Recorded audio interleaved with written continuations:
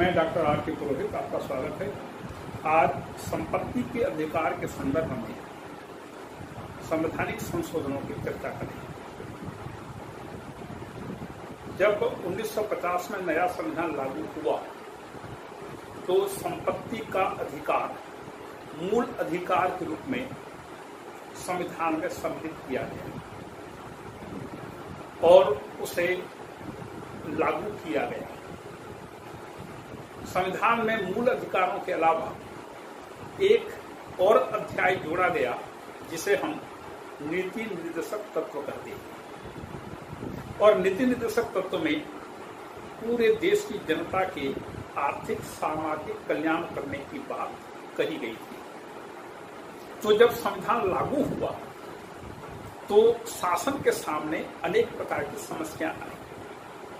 वह समस्या क्या थी कि उस समय देश में अनेक प्रकार की ऐसी पद्धतियां, प्रथाएं प्रचलित थी कि उसका उन्मूलन करना बहुत आवश्यक हो गया था, जिसमें जमींदारी प्रथा, मालगुजारी प्रथा, रैयतवाड़ी प्रथा, इस प्रकार के अनेक प्रकार की बुराइयां समाज में विद्यमान थी। और समाज में बड़े बड़े भूस्वामी रहते थे और उनके पास जब तक संपत्ति है, बहुत हजारों एकड़ की संख्या की मात्रा में जिनके पास संपत्ति है, ऐसी व्यवस्था को समाप्त किए बिना आर्थिक सामाजिक कल्याण की बात नहीं की जा सकती थी। एक तरफ करोड़ों व्यक्ति ऐसे थे जो कि बिल्कुल भूमिहीन थे, दूसरी तरफ मुट्ठी भर ऐसे लोग थे जिनके पास गांव के, शहरों के हजारों एकड़ जमीनें उनके पास थी।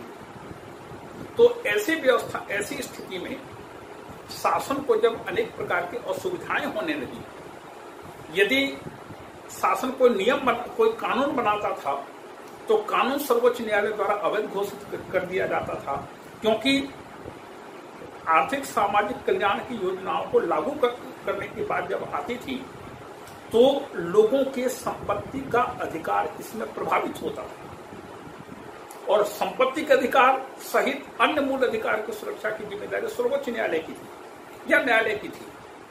तो जब ऐसे कानून बनने लगे कि आर्थिक सामाजिक कल्याण की योजनाओं को लागू किया जाए तो ऐसे मामले सर्वोच्च न्यायालय में, उच्च न्यायालय में पेश होने लगे। और सर्वोच्च न्यायालय ने हमेशा संविधान को देखते हुए नागरिकों के मौलिक अधिकारों की पूरी रक्षा की और अभी भी वह इस काम में लगा हुआ है। तो जब शासन की इस प्रकार की योजनाएं लागू नहीं की जा सकी तो विवश होकर शासन ने संविधान में पहला संशोधन 1951 में किया और 1951 में किया। संविधान में अनुच्छेद 19F या च, जिसमें नागरिकों को स्वतंत्रता का अधिकार दिया गया है, विचार अभिव्यक्ति की स्वतंत्रता, सम्मेलन की स्वतंत्रता, घूमने फिरने की स्वतंत्रता, निवास करने की स्वतंत्रता, उसमें 6वां पॉइंट था संपत्ति के अर्जन, धारण और व्ययन की स्वतंत्रता।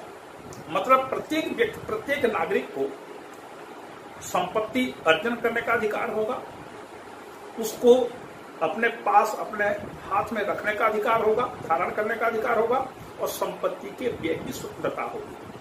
ये 3 स्वतंत्रताओं की व्यवस्था अनुच्छेद 19 के अंतर्गत की गई थी। इसके अलावा अनुच्छेद 31 में संपत्ति के अधिकार का अलग से चैप्टर बना करके उसमें भी नागरिकों के संपत्ति के अधिकार को मूल अधिकार के रूप में संविधान ने मान्यता दी थी। अनुच्छेद 31 में भी कहा गया था कि किसी भी व्यक्ति को विधि के अधिकार के बिना निजी संपत्ति से, अपनी संपत्ति से वंचित नहीं किया जा सकेगा। तो इस प्रकार की व्यवस्था संविधान में थी। और जब शासन ने आर्थिक सामाजिक कल्याण की योजनाओं को लागू करना शुरू किया, अनेक प्रकार के उसने कानून जब बनाने शुरू किए तो लोगों के मौलिक अधिकार, संपत्ति के अधिकार प्रभावित होने लगे और सर्वोच्च न्यायालय ने ऐसे मामलों में संपत्ति के अधिकार को मान्यता दी। जब सरकार को असुविधा हुई तब उसने संविधान में पहला संशोधन किया। वह कब था? 1951 में उसमें संशोधन किया गया।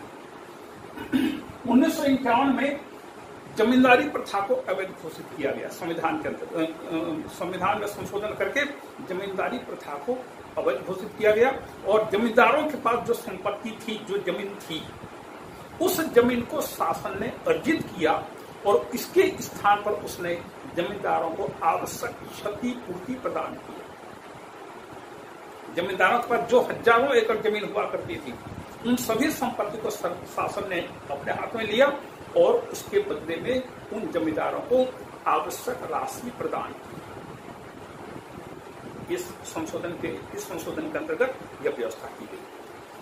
इसी के साथ संविधान में एक नई अनुसूची जोड़ी गई, जिसे 9वीं अनुसूची कहते हैं। जब संविधान बना था उसमें केवल 8 अनुसूचियां थी। 1951 में ही संविधान में संशोधन करके 9वीं अनुसूची उसमें सम्मिलित किया गया। आज 12 अनुसूचियां हैं। 9वीं अनुसूची भूमि सुधार कानूनों को इसके अंतर्गत सम्मिलित किया गया और यह व्यवस्था की गई कि 9वीं अनुसूची में जितने भी कानून, जितने भी अधिनियम सम्मिलित किए जाएंगे, उसे न्यायालय में चुनौती नहीं दी जा सकेगी। मतलब न्यायिक पुनर्विलोकन के अधिकार से 9वीं अनुसूची को अलग रखा गया। ये एक महत्वपूर्ण बात है कि जितने भी आज भी 9वीं अनुसूची में जितने भी अधिनियम हैं, इनकी संख्या सैकड़ों में है, क्योंकि न केवल केंद्र सरकार के अपितु विभिन्न राज्य सरकारों के द्वारा भी सैकड़ों की संख्या में कानून, अधिनियम आदि बनाए गए हैं। इन सब को 9वीं अनुसूची में सम्मिलित किया गया है और जो भी 9वीं अनुसूची में सम्मिलित होता है उस पर न्यायपालिका सुनवाई नहीं कर सकती। अभी थोड़े वर्षों के पहले सर्वोच्च न्यायालय ने यह कहा कि हम 9वीं अनुसूची को भी सुनवाई करेंगे, लेकिन कब? जब 9वीं अनुसूची के अंतर्गत सम्मिलित कोई कानून संविधान की मूल ढांचा के विपरीत हो, तब हम सुनवाई करेंगे, अन्यथा नहीं। तो 9वीं अनुसूची कहना चाहिए अभी भी जुडिशियल रिव्यू के क्षेत्र से अलग है। तो इसके अंतर्गत जमींदारी प्रथा को समाप्त करने के लिए आवश्यक व्यवस्थाएं की गई और आवश्यक मुआवजा या आवश्यक प्रतिकार की व्यवस्था की गई। अनुच्छेद 31 के अंतर्गत विधि के अधिकार के बिना संपत्ति से वंचित नहीं किया जाएगा, ये पहला प्रावधान था। फिर संपत्ति का अर्जन या अधिग्रहण सार्वजनिक प्रयोग से करने की बात कही गई। इसके बाद तीसरी चीज है, संपत्ति के लिए आवश्यक प्रतिकार संबंधित व्यक्ति को दिए जाएंगे। ये अनुच्छेद 31 में प्रावधान थे। असुविधा हुई, शासन को कल्याणकारी योजनाएं लागू नहीं की जा सकी, इसके लिए उन्होंने फिर पहला संशोधन किया और संविधान में 9वीं अनुसूची इंट्रोड्यूस किया। इसके अंतर्गत ये व्यवस्था की। इसके बाद चौथा संशोधन 1955 में किया गया। इस संशोधन के अंतर्गत यह व्यवस्था की गई कि वस्तुतः यह समस्या आई कि सरकार ने जमींदारी प्रथा का तो उन्मूलन कर दिया और जमींदारों के पास जो भी संपत्ति थी उसको उसने ले लिया सार्वजनिक प्रयोजन के लिए, लेकिन अन्य प्रकार की भी संपत्तियां थी। जमींदारी के अलावा भी अन्य प्रकार की संपत्तियां लोगों के पास थी, उनका अधिग्रहण नहीं हो पा रहा था। तो शासन ने फिर चौथा संशोधन किया और इस चौथे संशोधन के अंतर्गत व्यवस्था की गई कि सार्वजनिक प्रयोजन के लिए अन्य प्रकार की संपत्ति को भी अधिग्रहित किया जा सकेगा सार्वजनिक प्रयोजन के लिए, और उसके लिए आवश्यक मुआवजा भी या क्षतिपूर्ति भी की जाएगी। ये चौथा संशोधन के अंतर्गत ये बात हो गई। सर्वोच्च न्यायालय ने जब ऐसे मामलों की सुनवाई करना शुरू किया तो एक समस्या यह आई कि जब शासन सार्वजनिक प्रयोजन से किसी की निजी संपत्ति को अधिग्रहित करता है तो क्षतिपूर्ति करेगा। जब क्षतिपूर्ति करेगा तो क्षतिपूर्ति किस हिसाब से करेगा? बाजार रेट के आधार पर करेगा या शासन अपना एक रेट खुद निर्धारित करके उसकी उतनी क्षतिपूर्ति करेगा? सर्वोच्च न्यायालय का यह कहना था कि जब आप किसी की एक निजी संपत्ति को सार्वजनिक प्रयोजन के लिए अधिग्रहित करते हैं तो उसका जो मार्केट रेट होगा, बाजार मूल्य होगा, उसके अनुसार आपको क्षतिपूर्ति करनी पड़ेगी। जब इस प्रकार से सर्वोच्च न्यायालय का निर्णय आने लगा तो सरकार के लाखों करोड़ों रुपए ऐसे ही क्षतिपूर्ति में खत्म होते गए। तब चौथे संशोधन में व्यवस्था की गई कि यदि सार्वजनिक प्रयोजन के लिए किसी की निजी संपत्ति का अधिग्रहण किया जाता है तो क्षतिपूर्ति की राशि व्यवस्थापिका करेगी, संसद करेगी, राज्य विधानमंडल करेंगे। मार्केट रिस्क के अनुसार हम उस पर क्षतिपूर्ति नहीं करेंगे। और इस चौथे संशोधन के अंतर्गत की गई व्यवस्थाओं को भी 9वीं अनुसूची में डाल दिया गया। मतलब न्यायपालिका क्षतिपूर्ति के मामले पर कोई सुनवाई नहीं कर सकेगी। ये चौथे संशोधन की महत्वपूर्ण बात हुई। इसके बाद आया गोलकनाथ का मामला। 1967 में गोलकनाथ के मुकदमे पर न्यायालय ने फैसला दिया।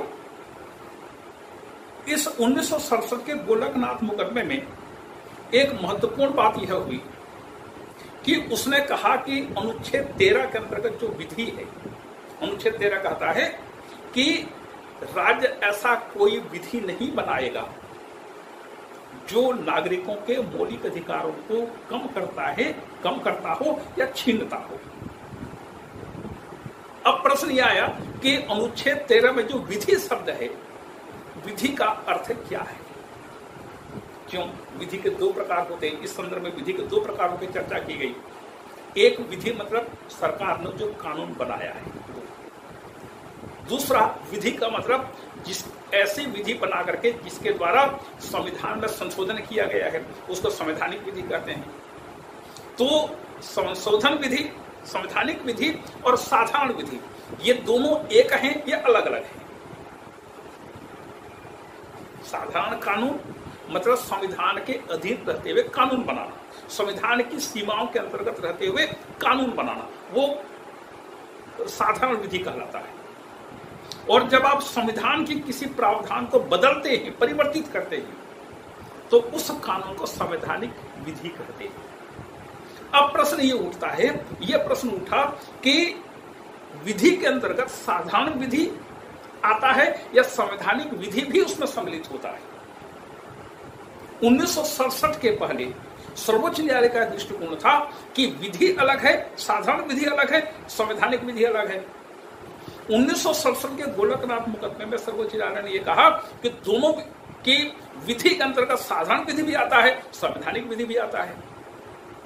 मतलब यह हुआ कि 1967 के पहले सरकार कानून बना करके किसी के मौलिक अधिकारों को कम नहीं कर सकती थी, लेकिन संविधान में संशोधन करके नागरिकों के मौलिक अधिकारों को संशोधित किया जा सकता था और इसको सर्वोच्च न्यायालय ने भी मान्यता दी थी। लेकिन जब 1967 में गोलकनाथ का फैसला आया तो सर्वोच्च न्यायालय ने कहा कि संसद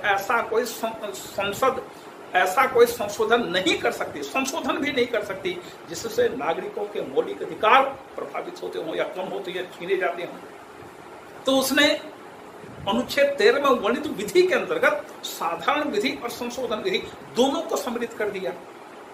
जब उसने दोनों को सम्मिलित कर दिया तो शासन की परेशानियां और बढ़ गई। शासन ने सोच लिया कि अब कुछ नहीं कर सकते, क्या कर सकते हैं। और उस समय श्रीमती गांधी को लोकसभा में स्पष्ट बहुमत भी प्राप्त नहीं था, वह दूसरे दलों के सहयोग से शासन चला रही थी, कम्युनिस्ट पार्टी के सहयोग से। तो श्रीमती गांधी उसमें चुप रही। 67 में उनकी स्थिति भी कुछ डामाडोल सी लग रही थी क्योंकि कांग्रेस पार्टी का पूरा समर्थन उनको नहीं मिल पा रहा था।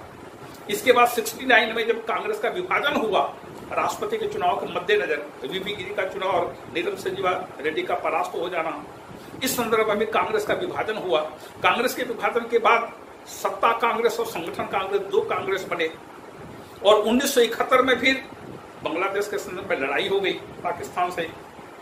पाकिस्तान के इस लड़ाई में भारत विजयी होगा। श्रीमती गांधी के नेतृत्व को सबने सराहा और इसका राजनीतिक लाभ कमाने के लिए, उठाने के लिए श्रीमती गांधी ने लोकसभा को भंग करके मध्यावधि चुनाव का निर्णय लिया। मध्यावधि चुनाव में श्रीमती गांधी की विजय हुई और श्रीमती गांधी ने 2/3 बहुमत से ज्यादा सीटें लोकसभा में प्राप्त कर ली। राज्यसभा में उसका ऑलरेडी बहुमत था। अब इधर लोकसभा में उसका 2/3 बहुमत हो गया। तब श्रीमती गांधी की सरकार ने संविधान में 24वां संशोधन किया और इस 24वें संशोधन के अंतर्गत शासन ने अधिकार प्राप्त कर लिया कि संसद अनुच्छेद 368 के द्वारा प्रदत्त शक्तियों का प्रयोग करते हुए संविधान में किसी भी प्रकार का संशोधन परिवर्तन कर सकती है, पूरे संविधान में परिवर्तन कर सकती है। और इस पूरे संविधान में मूल अधिकार का अध्याय भी सम्मिलित है। देखिए 1967 में सर्वोच्च न्यायालय ने कहा था कि संसद को मौलिक अधिकारों में संशोधन का कोई अधिकार नहीं है। 24वें संशोधन के अंतर्गत सर्वोच्च न्यायालय के उस निर्णय को शून्य घोषित करते हुए संसद ने संविधान में संशोधन करके यह अधिकार प्राप्त कर लिया कि संसद को पूरे संविधान में, जिसमें कि मूल अधिकार का चैप्टर भी सम्मिलित है, संशोधन करने का अधिकार है। हो गया, सर्वोच्च न्यायालय का निर्णय शून्य हो गया, खत्म हो गया, संसद ने अधिकार प्राप्त कर लिया। इसके बाद 1973 में, अच्छा उसके बाद एक दो घटनाएं घटी। 25वां संशोधन 1971 में करना पड़ा। 25वां संशोधन क्या था कि उस समय 1969 में श्रीमती इंदिरा गांधी ने 14 बैंकों का राष्ट्रीयकरण किया था।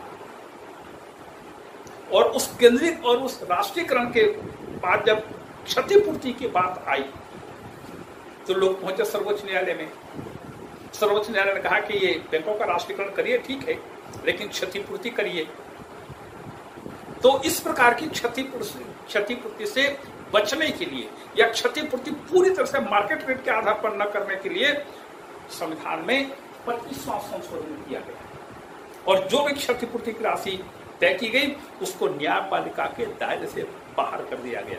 मतलब क्षतिपूर्ति की राशि को कोई व्यक्ति कोर्ट में चुनौती नहीं दे सकता था। ये 25वां संशोधन हुआ। इसके बाद 29वां संशोधन आया। 29वां संशोधन 1972 में किया गया। केरल की सरकार ने अनेक प्रकार के भूमि सुधार अधिनियम, भूमि सुधार संशोधन अधिनियम वगैरह पारित किए थे और उसके पूरी संभावना थी कि इसको कोर्ट में यदि चैलेंज किया गया तो ये सब अधिनियम अवैध घोषित हो जाएंगे संपत्ति के अधिकार के संदर्भ में। तो केरल सरकार के इन अधिनियम को अनुसूची 9वीं में सम्मिलित करने के लिए 29वां संशोधन किया गया। इसके बाद 34वां और 40वां संशोधन किया गया 1974 और 76 में। न केवल पहले तो केरल के अधिनियम को सम्मिलित कर दिया गया 9वीं अनुसूची में, इसके बाद विभिन्न राज्य सरकारों ने भी अनेक प्रकार के ऐसे कानून बनाए, भूमि सुधार अधिनियम बनाए। इनकी संख्या सैकड़ों में थी। तो इन सभी कानूनों को 9वीं अनुसूची में सम्मिलित किया गया। और 9वीं अनुसूची का मतलब होता है ऐसे प्रावधान जो कि वस्तुतः भूमि सुधार से संबंधित सम्मिलित हैं, लोगों के आर्थिक सामाजिक कल्याण से संबंधित हैं और इन पर कोर्ट सुनवाई नहीं कर सकती। ये उसका मूल उद्देश्य है कि कोर्ट के दायरे से किसी व्यवस्था को अलग रखना, किसी कानून को अलग रखना, ताकि सर्वोच्च न्यायालय या कोई भी न्यायालय उन कानूनों पर सुनवाई न करे, किसी कानून को अवैध घोषित न कर सके। तो इस प्रकार से 40वां संशोधन और इसके बाद 34वें संशोधन में भी इस प्रकार की व्यवस्था की गई। मतलब जब से संविधान लागू हुआ, संपत्ति के अधिकार में अनेक प्रकार के विवाद उत्पन्न हो रहे थे। एक तरफ सर्वोच्च न्यायालय नागरिकों के मौलिक अधिकारों को स्वीकृति दे रहा था, संपत्ति के अधिकार की रक्षा कर रहा था, जो कि उचित ही था। दूसरी तरफ सरकार को आर्थिक सामाजिक कल्याण के लिए अनेक प्रकार की योजनाओं को लागू करना था। यदि सरकार इस प्रकार से आर्थिक सामाजिक कल्याणकारी योजनाओं को लागू करती है तो फिर सर्वोच्च न्यायालय नागरिकों के संपत्ति के अधिकार की रक्षा करने के लिए सामने आ जाता है। तो अनेक सर्वोच्च न्यायालय के ऐसे निर्णय आए जिससे शासन को असुविधाएं होने लगी, परेशानी होने लगी। लेकिन फिर भी 1978 के पहले जो संपत्ति का अधिकार था उसका कुल मिलाकर के स्थिति क्या थी उसको थोड़ा सा देखिए। 1978 के पूर्व आरटीपी मतलब राइट टू प्रॉपर्टी, संपत्ति का अधिकार। 1978 के पहले संपत्ति के अधिकार की स्थिति क्या थी? सबसे पहली बात, संपत्ति किसी भी व्यक्ति को संपत्ति के अर्जन, धारण और व्ययन का अधिकार था। लेकिन शासन इस अधिकार में युक्ति युक्त प्रतिबंध, निर्बंधन लगा सकती थी। स्वाभाविक है, प्रत्येक अधिकारों के साथ कुछ बंधन होते हैं, कुछ निर्बंधन होते हैं, और इन निर्बंधनों की सीमा के अंतर्गत रहते हुए किसी भी अधिकार या स्वतंत्रता का उपभोग किया जा सकता है। तो दुनिया में कोई भी ऐसा अधिकार नहीं जिस पर प्रतिबंध न लगे। प्रतिबंधों का होना आवश्यक है। तो सरकार को युक्ति युक्त निर्बंधन लगाने का अधिकार था, और कौन सा बंधन युक्ति युक्त है या नहीं है, इसकी सुनवाई करने का अधिकार सर्वोच्च न्यायालय को था। क्योंकि शासन जो भी युक्ति युक्त निर्बंधन लगाती है उस पर सुनवाई सर्वोच्च न्यायालय कर सकता है। दूसरा बिंदु था कि विधि के अधिकार के बिना किसी भी व्यक्ति को निजी संपत्ति से वंचित नहीं किया जा सकेगा। विधि का अधिकार का मतलब कार्यपालिका अपनी मर्जी से किसी भी संपत्ति को अर्जित नहीं कर सकती, तो संसद से कानून पास करना पड़ेगा, राज्यों के विधानमंडलों से कानून पास करना पड़ेगा। कानून पहले बनेगा, उसके बाद उस संपत्ति का आप अर्जन कर सकते हैं और क्षतिपूर्ति की राशि तय कर सकते हैं। जो भी क्षतिपूर्ति करेंगे उसको कोर्ट में सुनवाई नहीं हो सकती। मतलब कि कोर्ट में क्षतिपूर्ति राशि के लिए आप चैलेंज नहीं कर सकते, दावा नहीं कर सकते। क्षतिपूर्ति वही होगी जो संसद कानून बना करके तय करेगी।